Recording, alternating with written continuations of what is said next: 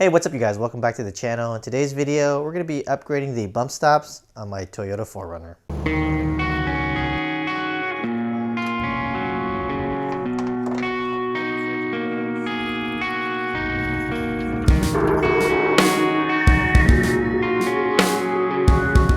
Now, as you guys know, I have a lift on my Toyota 4Runner, and usually when you lift your 4Runner, you're supposed to extend your bump stops so that way your shocks don't end up bottoming out when your vehicle is flexing. Now, another reason why you might extend your bump stops is if you want to go mall crawling and you're worried that when you flex your tires, it might actually hit your fender here.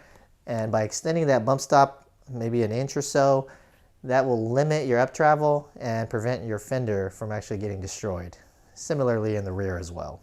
Now, most of you guys who have a lot of money are probably going to go with the Durabump options, but for $200 a pop or more for the front and $200 plus for the rear, I'm not willing to spend $400 for those. I went ahead and did some research and I saw that 5th gen owners are actually running energy suspensions in the front here. They're actually using the rear ones and putting them in the front.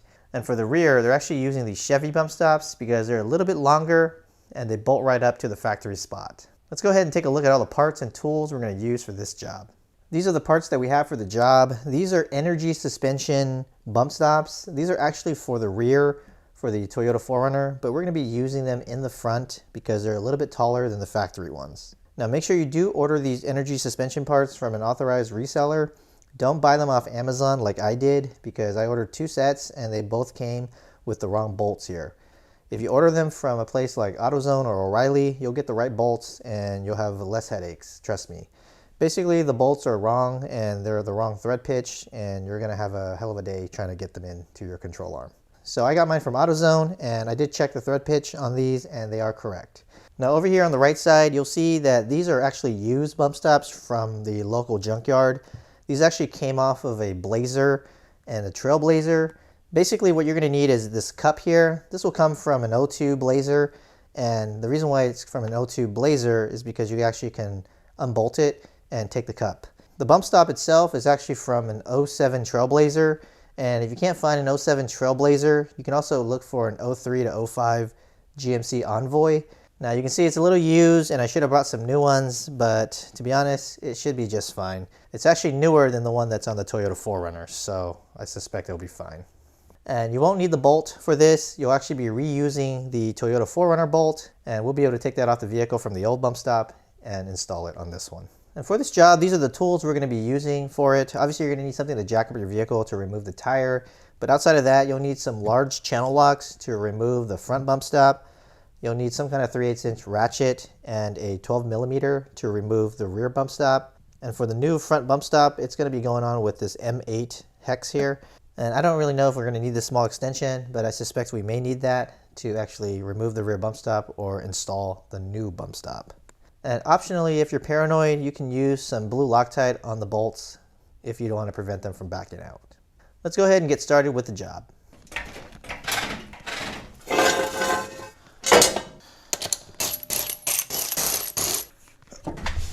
All right, we got the wheels off and we're going to go ahead and tackle the bump stop now. Now the bump stop you're going to want to go after is the one right here in the rear. This is actually the number 2 spring bumper is what Toyota calls it. And it seems everybody is replacing only this one and not the one in the front here. So we're going to go ahead and take that one off. And we're going to be using a pair of channel locks here. And I've already gotten it loose a little bit. It takes a little bit of force, but you should be able to get it. And you're not going to have a whole lot of room to spin it. So it's going to take a little bit of time to get it off.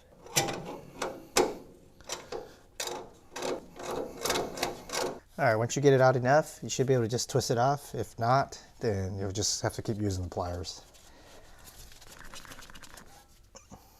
All right, there we go. I'm gonna go ahead and do a little bit of cleaning in here.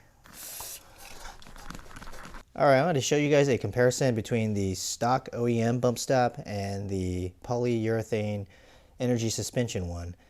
You can see it's quite a big difference, and it's about 1.5 inches taller on the right side here. Just remember that this does compress a little bit when it actually hits the bump stop. So it's not really a full 1.5 inches. It's probably 1 inch if I had to guess. All right, go ahead and grab one of your bushings. And on the bottom side here, you're going to want to put one of those washers that were provided. right in there, just like that. And then you're going to place the bolt inside.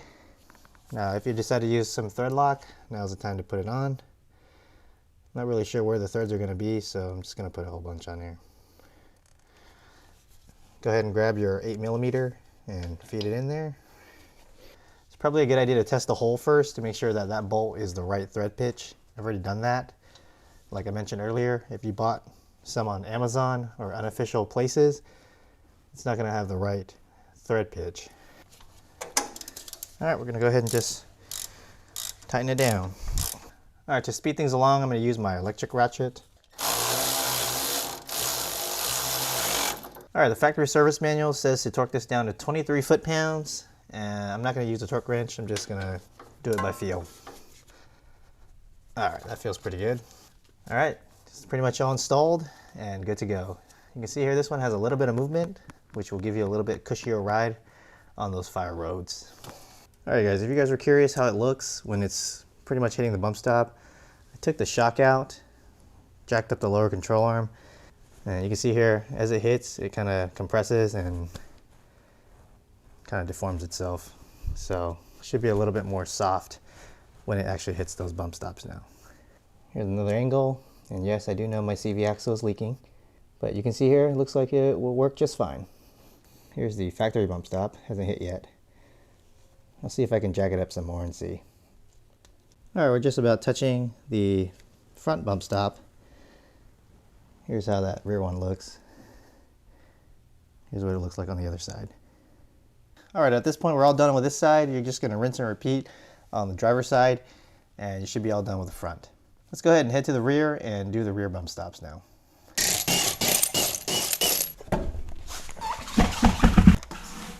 All right, guys, we are on the rear here, and you can see here, this is the rear bump stop that we're gonna be replacing. It's held on by a 12mm. You're gonna need a deep socket, or you can use a shallow one with an extension. You could do this without removing the tire from the vehicle, but for video purposes, I took the tire off. You could crawl under there and just take it off if you want to save some time. So we're gonna go ahead and remove this, stick it in here in the middle here.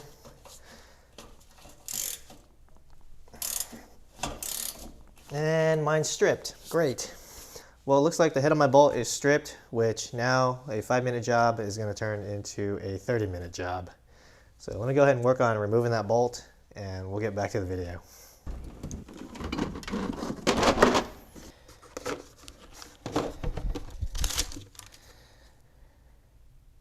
You can see here I'm using the extractor, and looks like I got lucky this time and everything came off very smoothly. So I'm gonna go ahead and find a new bolt and continue this job.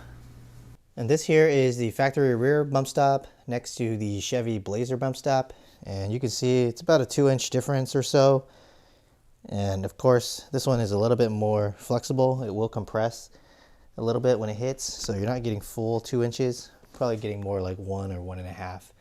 And also the cup is not on there, which should add another 1/4 inch or so or less. But you can see here how we will extend our bump stops by installing this Chevy version. All right, we're gonna clean up this area a little bit. All right, get your cup ready and put the bolt through it.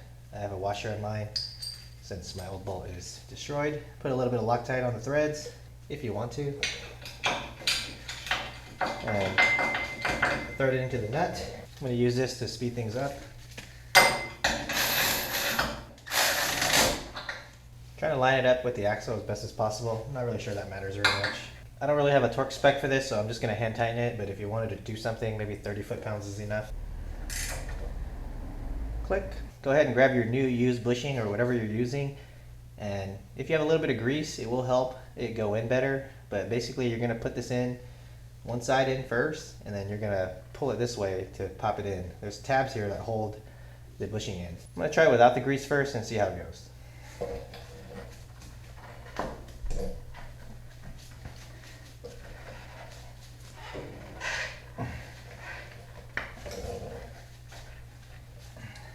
Okay, that wasn't too bad. Just use a little bit of elbow grease. And give it a little wiggle, make sure it doesn't come out. And we should be pretty much all done with the install. All right guys, we're all done with one side. You're just gonna rinse and repeat the other side here, and you should be done with the rear. As you guys can see, the job was relatively simple and relatively inexpensive. I think I spent about $50 total for the front and the rear. The front was about $35 and the rear was about $15.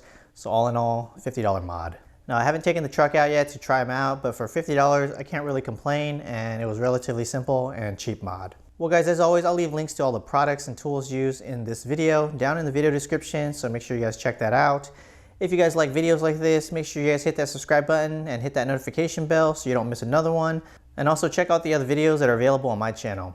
If you guys have any questions, let me know down in the comments below. And as always guys, have a nice day, and I'll see you guys in the next video.